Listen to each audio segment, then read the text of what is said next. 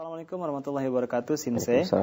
Ana punya keluhan perut kembung, badan lemas, kepala pening, badan panas, dada sebelah kanan agak ngilu. Apa pengaruh dari angin panas di dalam tubuh, Sinse? Ya.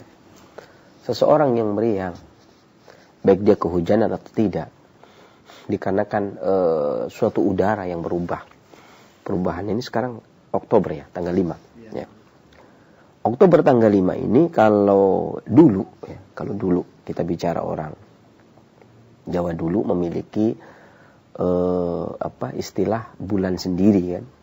Kalau menurut orang Jawa ini masuk kategori kalau dibilang mangsa itu keempat. Ya. Pranata mangsa itu mereka keempat. Yang mana orang dulu ini harusnya sekarang prediksi orang dulu nih maksudnya ya. Itu ada belum turunnya hujan. Hari-hari orang bercocok tanam palawija ya, hari-hari bulan ini. Maka mereka katakan sifatnya bulan Oktober ini, pertengahan September sampai Oktober, sampai pertengahan Oktober ini ya, waspoku membeng jeruning kolbu, maksudnya air mata yang menggenang di hati ya, di jantung, di kolbu, akhirnya tidak keluar, kering ya, tetapi sekarang banjir. Maka tubuh manusia biasanya kalau yang seperti ini, kondisi tubuh orang Asia yang lembab, kemudian terjadi perubahan yang drastis, terjadi perubahan masa ya, yang biasanya dulunya itu masa-masa bulan begini itu tadi bulan terang, bertanam palawija bukan bertanam padi. Kalau sekarang hari ini malah padi, kalau dulu kan enggak. Ini terjadi namanya pancaroba ya, jadi perubahan musim yang drastis, maka akan banyak menimbulkan permasalahan juga. Ya, kalau sempat ada yang tanya, kok bisa terjadi begitu ya, Bu Muhammad? Bukankah pada waktu itu dulu tidak seperti ini? Ini ada orang yang bertanya, bukankah dulu tidak terjadi seperti ini? Kok bisa terjadi seperti ini? Wallah alam, saya tidak tahu. Allah yang menghendaki. Boleh jadi dikarenakan orang hari ini kan bertanam padi. Kalau orang dahulu habis tanam padi, dia tanam palawija, jagung. Ya. Habis tanam jagung, dia tanam kacang. Sehingga tidak banyak butuh air ketika menanam jagung. Tidak butuh banyak air lagi ketika menanam kacang. Orang hari ini tidak. Orang hari ini tidak demikian. Setelah menanam padi, mereka menanam padi lagi. Mereka butuh banyak air. Maka mereka akan mengupayakan baik dengan doa, usaha. Ya. Maka banyak sekali kemudian. Boleh jadi karena doa kaum para petani, diturunkan hujan, ya tercurahlah hujan. Ya, Allah kehendaki. Ya. Artinya penataan mangsa seperti itu ya, bisa jadi sudah tidak berlaku lagi, walaupun manusianya manusia Jawa. Ya. Sebenarnya ini tidak bisa bukan sebuah kategori ramalan, bukan, tetapi ini hanyalah kebiasaan saja. Sebuah kebiasaan saja, adat kebiasaan yang berlaku. Tetapi ketika sudah terjadi enggak, ya sudah. Ya memang kan manusianya sudah tidak menghendaki yang demikian. Menghendakinya memang hujan terus. Kalau kita menanam padi terus, masa kita berharap tidak hujan? Enggak mungkin lah, kita akan berharap hujan. Kalau kita menanam semangka, ya berharap ya jangan hujan. Kalau hujan hampir habis semua semangkanya. Itu saja sebenarnya terjadinya. Dan itu masuk kategori sastra ya. Jadi terkadang ada orang yang berlebihan, itu dipercaya ya, bahwa ini sudah pasti demikian harus. Nah, tubuh orang Jawa terkadang belum siap.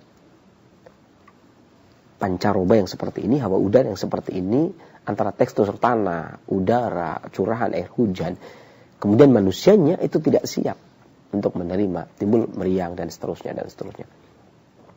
Ya, maka saya harap yang permasalahan seperti ini jangan sampai dijadikan ajang kesyirikan, sebuah ramalan dan sebagainya. Padahal itu sesuatu yang biasa saja, ya, bukan sesuatu yang istimewa dan bisa berubah kalau Allah menghendaki, bismillah.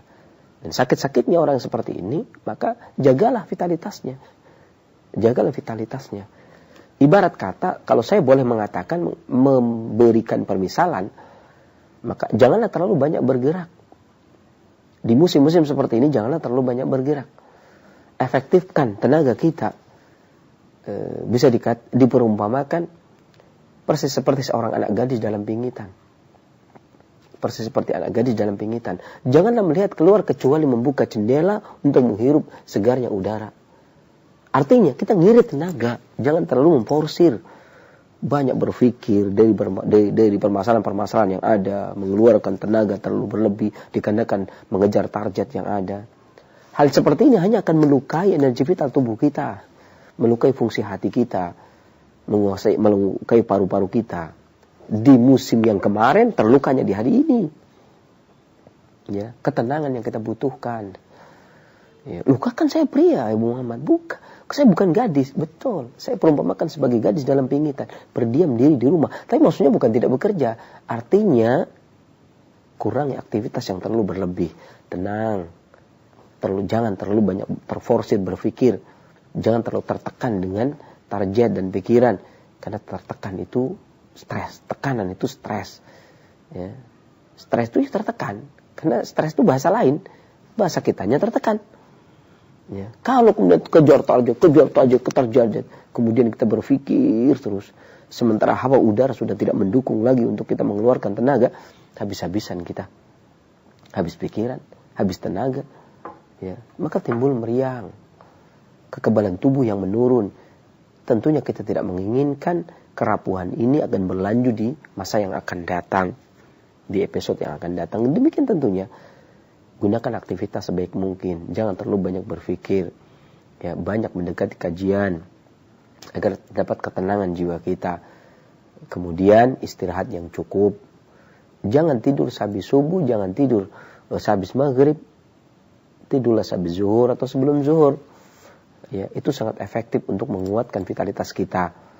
Ya, kemudian makan kencur seujung jari kelingking, bangun tidur mau tidur. Kalau perlu bisa bikin jahe. Kemudian diminum hangat-hangat. Boleh pakai madu ataupun gula aren. Mudah-mudahan Allah berikan kesembuhan, Allah angkat penyakitnya, dan bermanfaat bagi para pendengar dan pemirsa yang lainnya selanjutnya.